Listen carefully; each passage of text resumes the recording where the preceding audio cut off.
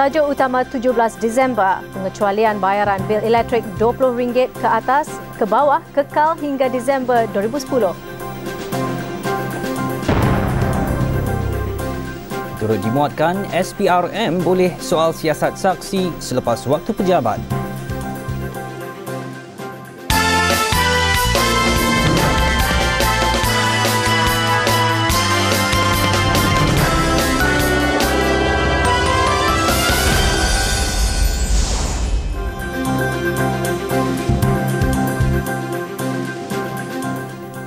Assalamualaikum warahmatullahi wabarakatuh dan salam sejahtera. Pengecualian bil elektrik RM20 ke bawah dilanjutkan sehingga Disember tahun depan. Ia sepatutnya tamat akhir bulan ini. Sejak diperkenalkan Oktober tahun lalu, 1.05 juta isi rumah kategori domestik menikmati manfaatnya setiap bulan. Demikian dimaklumkan Menteri Tenaga Teknologi Hijau dan Air dalam satu kenyataan.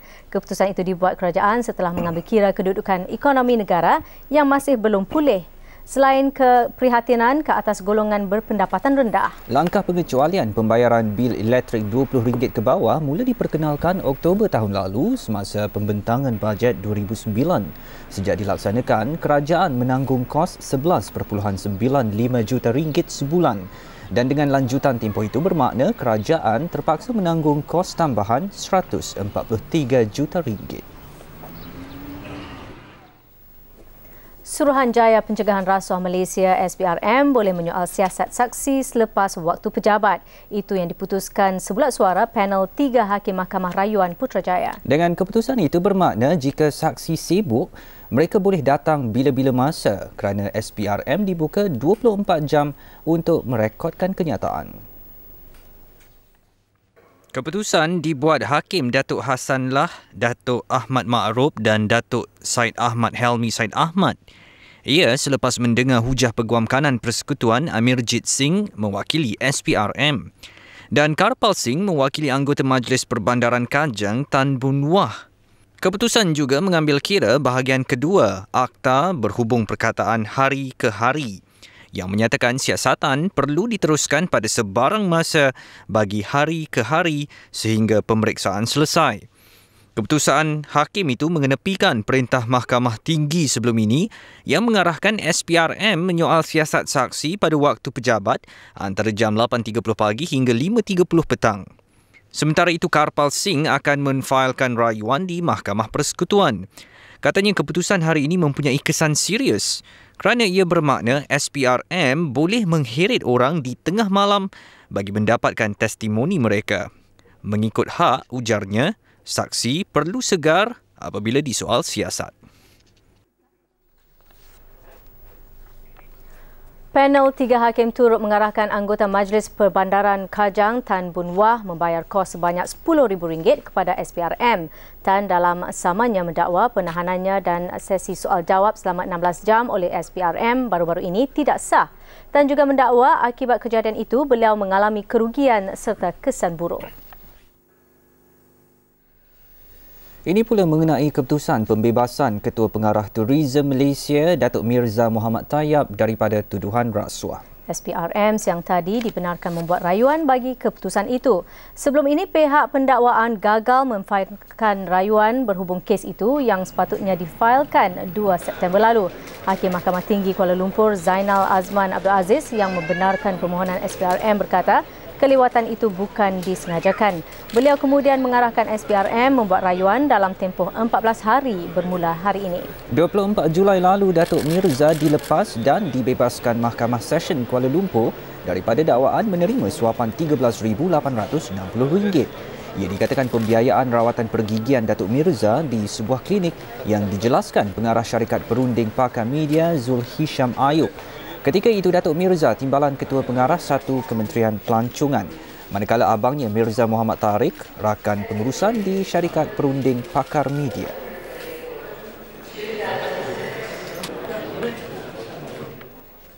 Malaysia akan mengurangkan pelepasan gas karbon dioksida kepada 40% menjelang 2020 berbanding paras pada 2005. Komitmen negara itu disuarakan Perdana Menteri di pentas Persidangan Perubahan Iklim di Copenhagen, Denmark petang tadi.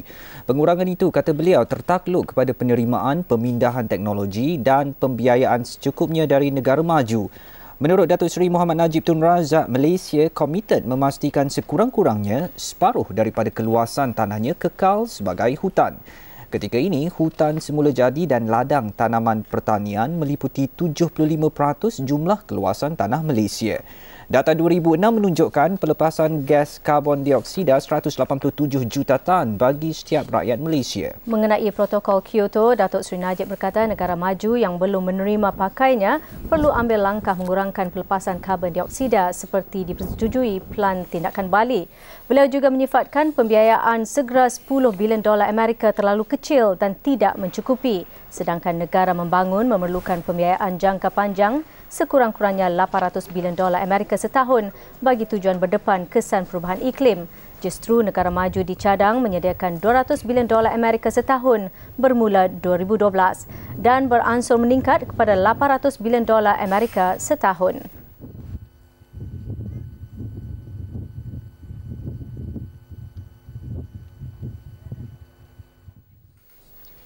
Dan pada satu majlis jamuan bersama rakyat Malaysia malam semalam, Perdana Menteri berkata mana-mana negara tidak boleh menangani perubahan iklim bersendirian. Sebaliknya, usaha sama secara global di kalangan semua negara perlu bagi mencari penyelesaian sejagat. Sidang Kemuncak Persidangan Perubahan Iklim Pertubuhan Bangsa-Bangsa Bersatu PBB di Copenhagen pula akan sia-sia jika pemimpin dunia hanya fikirkan kepentingan negara masing-masing. Wartawan Josephine Das di Copenhagen memetik Perdana Menteri sebagai berkata persidangan perubahan iklim kali ini merupakan ujian litmus bagi komuniti global. Datuk Seri Najib berkata demikian ketika berucap pada majlis makan malam dengan rakyat Malaysia di sebuah hotel. Menurut Datuk Seri Najib, ini kerana perubahan iklim adalah ancaman serius kepada manusia. Katanya Malaysia turut menerima tempias perubahan iklim. Banjir sudah pun melanda tempat yang sebelum ini tidak mengalami keadaan cuaca sedemikian.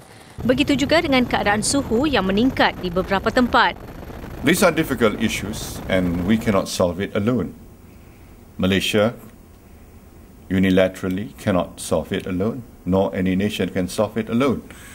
We must work in concert, we must work as a global community to find an acceptable solution, and we must rise above the political dictates of our nation. If we are to pander to the wishes of our own electorate without looking at the global picture, then we will not be able to provide a global solution.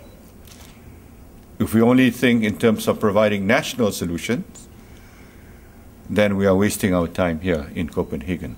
Perdana Menteri berkata langkah segera perlu diambil bagi menangani perubahan iklim sebelum terlambat. Katanya komitmen yang diperlukan daripada semua negara perlulah dalam bentuk pengorbanan dan kemahuan politik.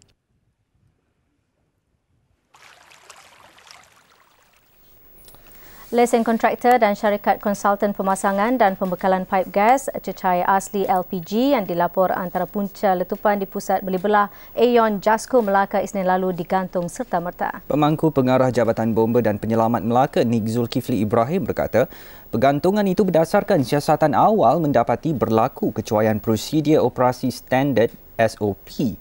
Laporan penuh kejadian akan disiapkan dan dihantar untuk penilaian kerajaan negeri dalam masa 2 minggu. Dalam kejadian ini, seorang maut, 20 lagi cedera termasuk 4 parah.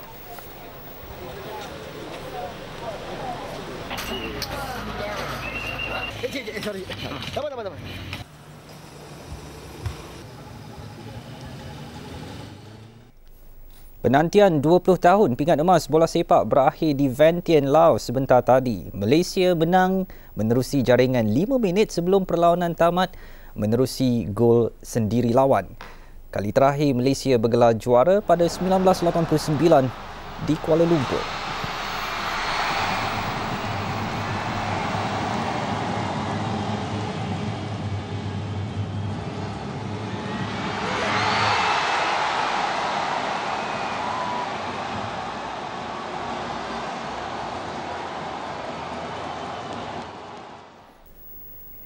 Tahniah kepada pasukan Malaysia.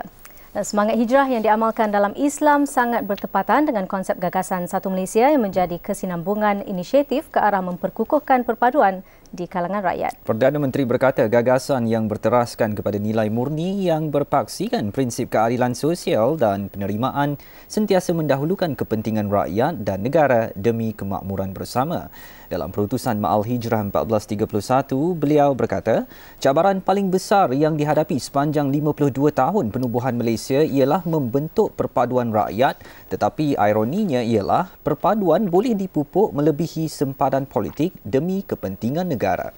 Menurut Datuk Seri Najib, semua kejayaan itu boleh dicapai melalui penghijrahan nilai tambah kepada lebih berinovasi tinggi dan daripada perpaduan sesama kepada perpaduan satu ummah.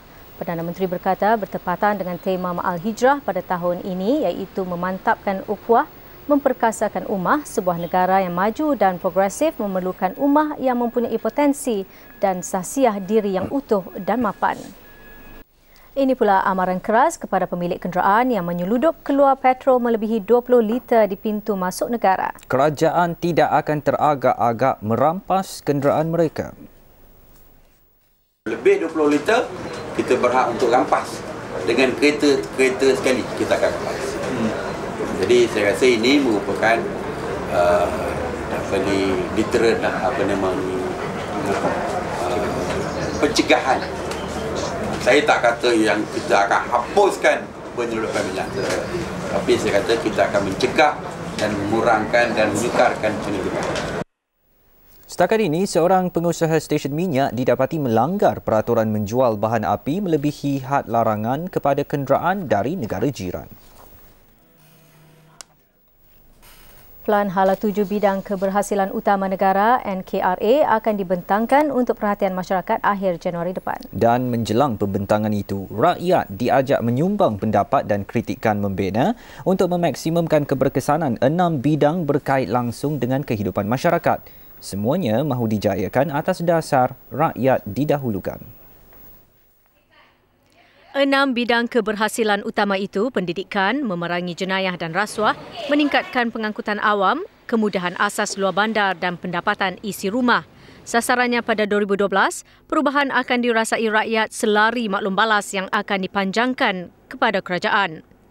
Feedback including ideas, new initiatives that they may have in mind, okay, or new conditions that we are not aware of that we should take into account, as well as constructive criticism. We most welcome. Public input is an ongoing. Yeah. I will not say it will stop here and that will be it. And we will always engage the public. And as I said before, that by the end of each year, we will provide a report to the public so the public knows what we've delivered and what we still to deliver. And then it will give us and also the target for the subsequent year. So this is an ongoing affair. Tambah 2 menteri ini, rakyat dilihat sebagai rakan kongsi, justru penting untuk memenuhi kehendak dan keperluan akar umbi. 6 menteri berikut dipertanggungjawabkan Perdana Menteri untuk mencapai sasaran NKRA. Tan Sri Dr. Koh dan Datuk Sri Idris Jallah hadir di perasmian Hari Terbuka Program Transformasi Kerajaan GTP selama 2 hari di Pusat Konvensyen Sunway Petaling Jaya. Program dianjur untuk memudahkan pemahaman dan maklum balas rakyat terhadap bidang yang mahu diberi nilai tambah oleh kerajaan. 2,000 projek dan 100 program NKRA dipamerkan. Dan bersedia di Hari Terbuka NKRA untuk menerima maklum balas rakyat, Ketua Makmal yang merangka pelan tindakan dalam 6 bidang sasaran. Dalam bidang pengangkutan awam, sasaran meningkatkan jumlah pengguna menjadi matlamat. Ketika ini, hanya 10% warga kota memanfaatkan pengangkutan awam. Jauh lebih rendah dari bandaraya dunia lain. We are looking to improve public transport in the near term. Sebelum 2013, so the time frame is between now to 2012. So we are looking at various initiatives to improve rail, bus services as well as taxis. Impact will be quite noticeable by 2011-2012. Turut dikenal pasti usaha memerangi jenayah dengan memasang lebih banyak CCTV dan menetapkan penurunan kadar jenayah 20% menjelang akhir tahun depan. Mahkamah khas untuk jenayah jalanan juga akan ditubuhkan. Kita nak menubuhkan mahkamah khas ni, kita bukan bercakap nak menubuhkan satu bangunan khas. Kan kita akan kena pasti tempat yang sesuai, bangunan yang sesuai, kita akan gadgetkan untuk mempercepatkan kes-kes dibawa ke muka pengadilan. Itu kata yang pakar, apabila kata orang ramai yang diberi peluang berkongsi pandangan dan idea mengenai NKRA.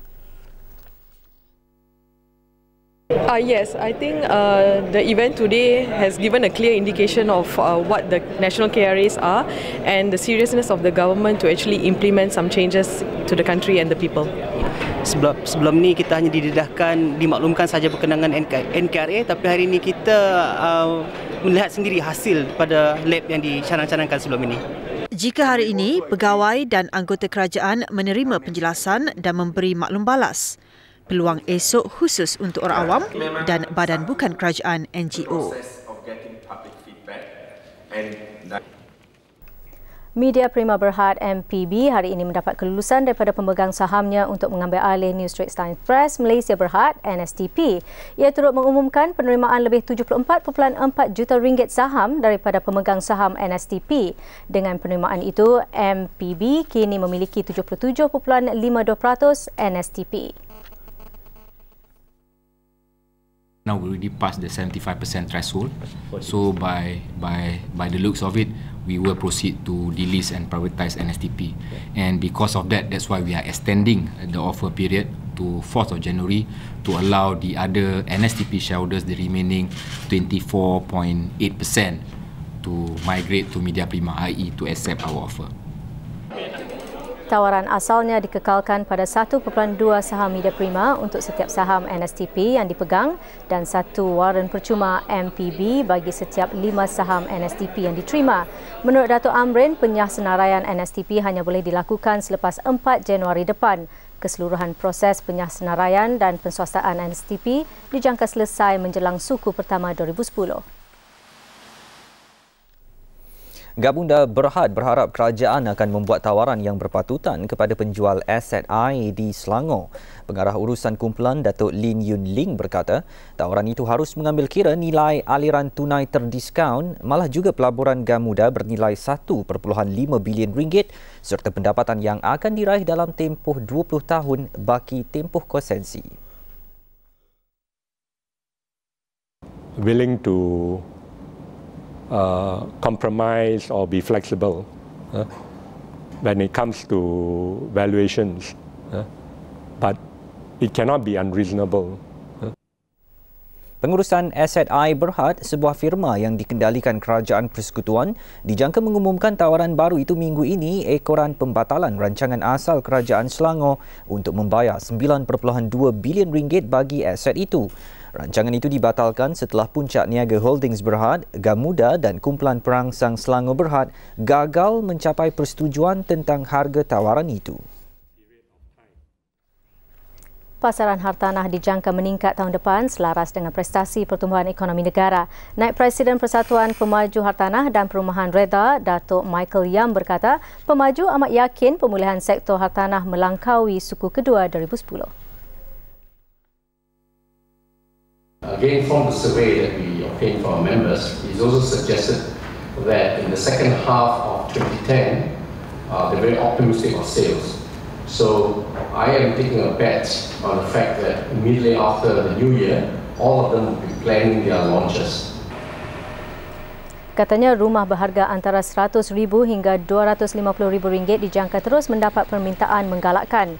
Mengenai pelaksanaan cukai keuntungan pelupusan hartanah PGT sebanyak 5% pada 1 Januari depan, Datuk Yam berkata masa pelaksanaan itu tidak sesuai dan ia tidak patut dilaksanakan secara menyeluruh. Malaysia Airports Holdings Berhad MAHB berkata peningkatan 50% ruang runcit bangunan satelit di lapangan terbang Kuala Lumpur KLIA akan memberi kesan positif kepada jumlah perolehan komersialnya dalam tempoh 2 tahun. MAHB turut yakin menjana lebih daripada 30 juta ringgit yang diperoleh sebulan buat masa kini daripada segmen peruncitannya nanti. We thought it would be a good idea for us to have a renovation of all the existing shops and rearrange the location of those shops according to the lifestyle of each area. So there was a total reassessment of the layout of the shops. Beliau ditemui selepas Majlis Pelancaran Projek mengoptimumkan ruang runcit satelit SROP yang menelan pelaburan sejumlah 50 juta ringgit di KLIA. F&B on the mezzanine level, KLIA offers a new... Bekas CEO Kesas bebas tuduhan rasuah.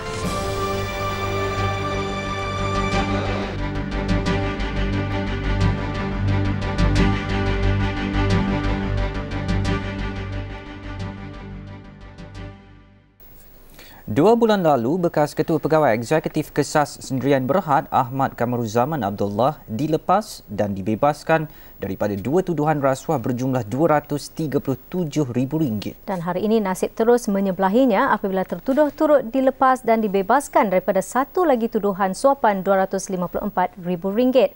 Hakim M. Gunalan memutuskan demikian setelah berpuas hati pihak pembelaan berjaya menimbulkan keraguan munasabah terhadap kes berkenaan.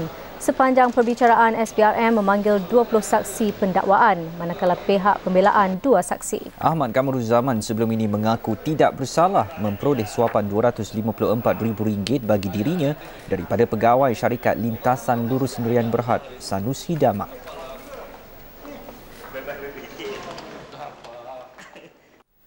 Rakyat negara ini yang berkunjung ke negara hemisfera utara dinasihatkan berwaspada dan mengambil langkah berjaga-jaga dari segi kesihatan. Ini berikutan peningkatan penularan wabak influenza A H1N1 di negara terbabit sejak minggu lalu. Dalam satu kenyataan, Ketua Pengarah Kesihatan Tan Sri Dr. Muhammad Ismail Merikan berkata, Pertubuhan Kesihatan Sedunia WHO melaporkan penularan jangkitan wabak itu masih lagi aktif di Amerika Utara dan Eropah Timur. Setakat 6 Disember lalu, jumlah kematian akibat jangkitan H1N1 di seluruh dunia 9,596 kes. Sepanjang tempoh dari 6 hingga 12 Disember, sejumlah 537 pesakit baru dengan gejala penyakit seperti influenza, ILI, dimasukkan ke hospital untuk rawatan. Lalat sering dikaitkan dengan ejen pembawa penyakit kepada manusia. Namun tidak ramai mengetahui berengga lalat boleh dijadikan ejen penyembuh penyakit kencing manis atau diabetes. Kupasannya bersama Halim Muhammad dalam segmen Bio Usahawan bersama Biotech Corp.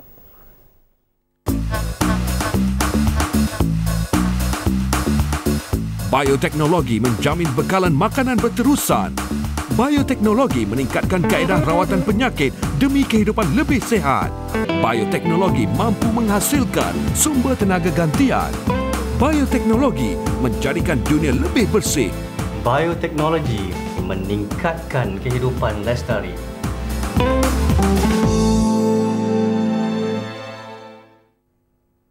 Diabetes sering dikaitkan dengan luka kronik kerana gangguan metabolisme, iaitu cara tubuh manusia memanfaatkan makanan yang dicerna untuk tumbesaran dan tenaga. Luka kronik itu merupakan komplikasi utama dialami pesakit diabetes selain buah pinggang gagal berfungsi. Lazimnya luka itu berlaku di kaki dan merebak dengan pantas sehingga terpaksa dipotong. Spesies lalat Lucilia cuprina diperkenalkan medical bioterapi dengan kerjasama Institut Penyelidikan Perubatan IMR digunakan sebagai terapi membersihkan luka, membasmi kuman dan cepat sembuh. Rawatan ini telah dilupakan. Tetapi pada tahun 90-an, benda ini MDT telah diingatkan semula, yang mana di US dan di Amerika Syarikat dan di United Kingdom telah diguna pakai sejak tahun 90-an lagi sehingga ke hari ini. Maknanya lebih kurang dekat 20 tahun. Ulat maggot debridement terapi ini bertindak memakan sel mati serta kuman yang terdapat pada luka yang sukar sembuh ini. Lebih kurang 500 ekor ulat dimasukkan pada setiap rawatan murah ini dan ia dibiarkan selama 3 hari dengan dibalut. Hasilnya luka tadi sembuh dan pesakit tidak lagi perlu bimbang kaki mereka dipotong. Halim Muhammad, Bio Usahawan, TV3. Seketika nanti, penunjuk perasaan cuba rempuh tempat sidang iklim dunia di Copenhagen.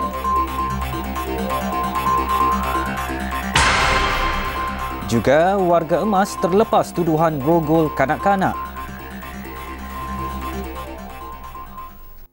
Laporan luar negara, polis Denmark bertindak melepaskan tembakan semburan lada dan membelasah penunjuk perasaan di luar pekarangan bangunan berlangsungnya sidang iklim dunia PBB di Copenhagen. Penunjuk perasaan ditendang dan dibelasah dengan belantan kerana cuba merempuh pagar keselamatan di bawah di Dewan Pusat Konvensyen Bela. Penunjuk perasaan mendakwa mereka ingin mengambil alih sidang kali ini agar ianya bertukar kepada Dewan Perhimpunan Rakyat.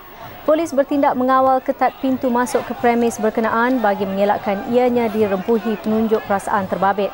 Penyenaras tunjuk perasaan Torjen Thor berkata, polis menggunakan taktik ganas bagi menyuraikan bantahan itu. Aktivis perubahan iklim yang berjaya menghadiri sidang pleno bertindak melaung-laungkan perubahan sistem bukannya perubahan iklim. Mereka juga menuntut kapitalisme hijau ditamatkan. Laungan keadilan sosial sekarang menerima tepukan gemuruh delegasi yang hadir pada sidang di auditorium itu. Rundingan di Copenhagen dicemari dengan percanggahan pendapat di antara dua kuasa besar dunia, China dan Amerika Syarikat, serta perbalahan di kalangan negara kaya dan miskin.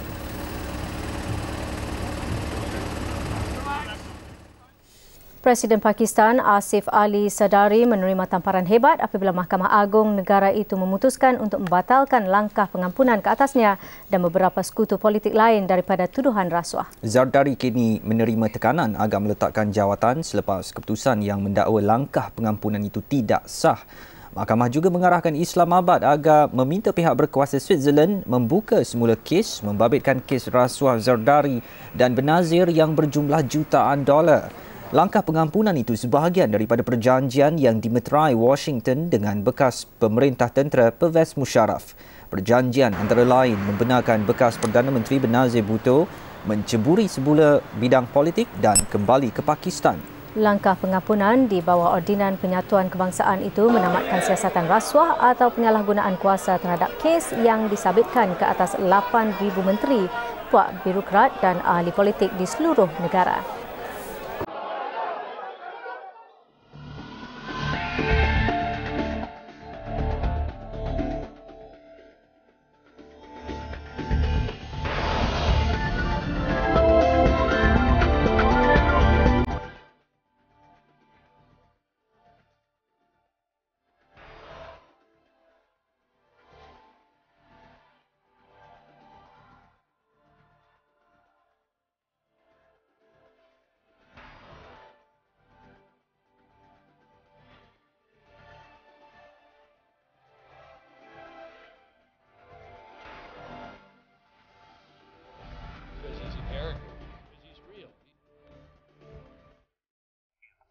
Kejayaan skuad bola sepak lengkapkan kejayaan gemilang Malaysia capai sasaran pingat emas pada Sukan SEA Laos. Namun di sebalik kejayaan itu, skuad menembak dan sepak takraw tampil aksi mengecewakan. Laporannya seketika nanti.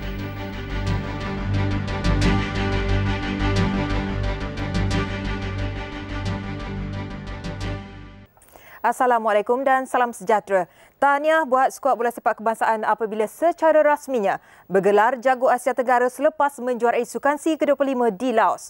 Walau bagaimana sekalipun jaringan tercipta, kemenangan 1-0 sudah memadai buat Malaysia membawa pulang pingat emas.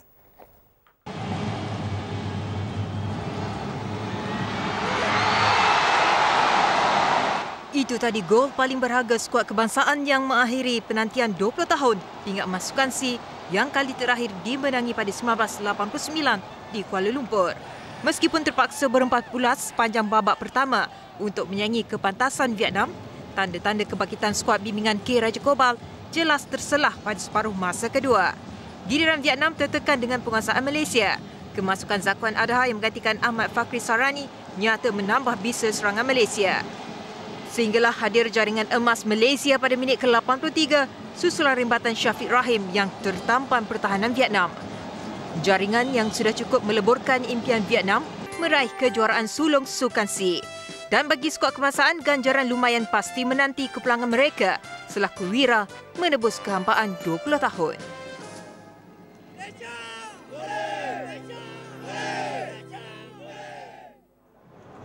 Sementara itu, di pekarangan Sri Pentas TV3, hujan tidak menghalang kehadiran lebih 200 peminat menyaksikan barisan K. Rajagopal beraksi menentang Vietnam secara langsung menerusi layar besar. Kepuasan jelas bagi mereka sebab bisa penamat dibunyikan. Turut menyaksikan perlawanan pengarah eksekutif berita dan operasi editorial media Prima Berhad, Datuk Ahmad Talib. Mungkin tak ramai yang menyangkakan kita akan masuk final. Pasal kita dah kalah dengan Vietnam, tapi malam ini kita sedang menunjukkan bahawa Malaysia boleh. Mengimbas kembali aksi 90 minit perlawanan, kesilapan Vietnam tidak menukarkan penjaga golnya. Buai Tan Truong menjadi salah satu faktor Malaysia memiliki kelebihan. Itulah sebabnya di mana di memorial dah turun dah. So it's a matter of time bila our player tembak kan, shooting outside, dia sure mesti ada mistake-nya. Apa yang pasti, sambutan hangat peminat di Sri Pentas turut mendapat perhatian. Daripada cara itu mungkin kita akan tengok lagi mana-mana perlawanan ataupun sukan-sukan yang mana kita boleh buat sekali seperti ini. Seperti yang dijangka, kontijen negara berjaya melepasi sasaran 35 pingat emas pada hari ke-9 Tamasya Sukansi ke-25 di Laos siang tadi. Dan kejuaraan yang diraih pasukan bola sepak adalah pingat emas ke-40 Malaysia. Emas olahraga bermula dengan kejayaan Roslinda Samsu acara lompat bergalau wanita. Lagu Negaraku berkumandang lagi apabila Lee Hap Wei dinobatkan juara lompat tinggi lelaki. Pingat emas ketiga Malaysia dalam olahraga dihasilkan oleh Muhammad Zafri Muhammad Zuzlaini yang mencatat masa 47.11 saat acara 400 meter lelaki mengatasi cabaran sengit pelari Indonesia Heru Astrianto. Begitupun 5 emas olahraga juga gagal mencapai sasaran 7 pingat emas yang diletakkan. Di Korat 2 tahun lalu, olahraga menyumbang 7 pingat emas. Turut mencuri tumpuan ialah pelari wanita Norasila Khalid yang meraih gangsa 400 meter pingat keduanya selepas merangkul emas 400 meter lari berpagar. Majlis Sukan Negara sentiasa menolong saya dari segi keuangan, dari segi sokongan dan persatuan. Ada juga langkah-langkah yang mereka cuba tapi masih kekurangan, banyak kekurangan lagi. Tapi mereka sentiasa menyokong saya, alhamdulillah. 2 pingat daripada 3 acara membuktikan kesungguhan tinggi Norasila sekalipun kerap dikritik oleh persatuannya sendiri. Apa yang pasti, hari ke-9 Sukansi menyaksikan kutipan paling tinggi pingat emas kontijen negara. Sehingga jam 8 malam tadi, Malaysia menambah 11 lagi pingat emas. Selain bola sepak, turut menamatkan kemarau panjang pingat emas, acara tinju menerusi Muhammad Fairuz Azwan dalam acara light heavyweight. Kita semak pemenang-pemenang pingat Malaysia hari ini.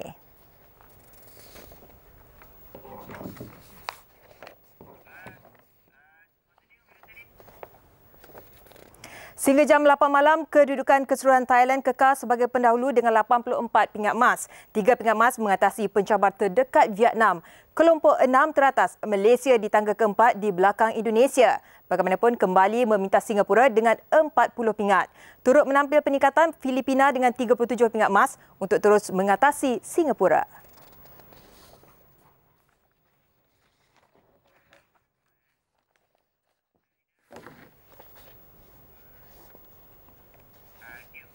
Sekian buat waktu ini, teruskan bersama Bulletin Utama. Salam hormat.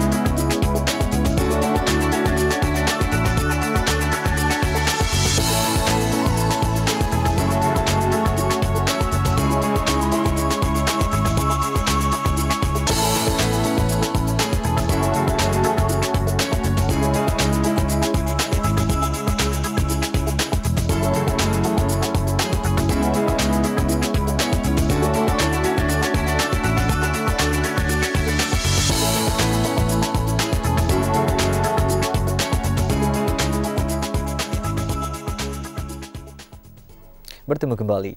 Keputusan Peperiksaan Penilaian Menengah Rendah PMR 2009 akan diumumkan 24 Disember ini. Ketua Pengarah Pelajaran Tan Sri Alimuddin Muhammad Dom berkata, calon boleh mendapatkan keputusan dari sekolah masing-masing mulai jam 10 pagi.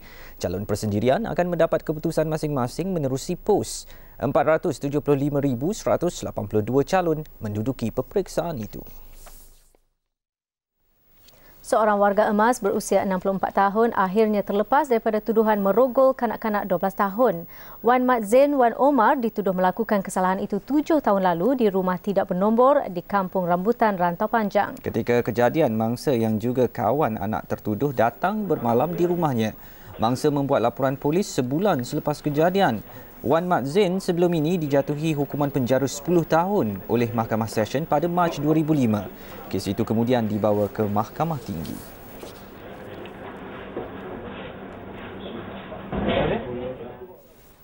Pastikan anak-anak anda melakukan aktiviti berfaedah ketika musim cuti sekolah ini. Elak budaya melepak. Mengakhiri buletin utama, saksikan detik kemenangan skuad bola sepak negara menentang Vietnam pada perlawanan akhir Sukan C sebentar tadi. Dan kepada umat Islam, selamat menyambut Tahun Baru 1431 Hijriah. Salam Ma'al Hijrah dari kami di Bilik Berita.